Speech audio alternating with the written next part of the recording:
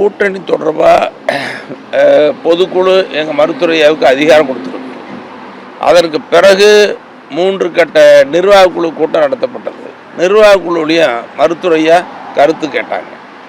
மாவட்ட செயலாளர் மாவட்ட தலைவர்களை தனித்தனியாக கருத்து கேட்டாங்க. நிர்வாக குழுவிலையும் கருத்து கேட்டிருக்கிறாங்க.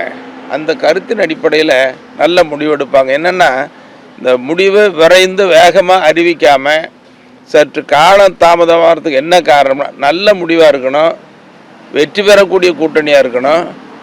ஐயா இடம்பெற கூட்டணி தான் ஆட்சி பிடிக்கக்கூடிய கூட்டணியாக இருக்கணும்னு சொல்கிறதுக்காக தான் ஐயா அலசி ஆராய்ஞ்சி இப்போ யோசனை பண்ணிகிட்டு இருக்கிறாங்க. ஒரு நல்ல முடிவை விரைவில் அறிவிப்பாங்க. எல்லா தரப்பு அதாவது தேர்தல்னு சொன்னாவே ஒவ்வொரு கட்சிகளும் சில கட்சிகள் தலைமைகளை நேரடியாக பேசுவாங்க, சில கட்சிகளின் சார்பில் யாரையாவது ஆள் விட்டு பேசுவாங்க. இதெல்லாம் இயல்பானது. எல்லா கட்சிகள்லையும் ஒருத்தர் பேசுகிறது இயல்பு. ஆனால் இறுதி முடிவு தான் உறுதியானது.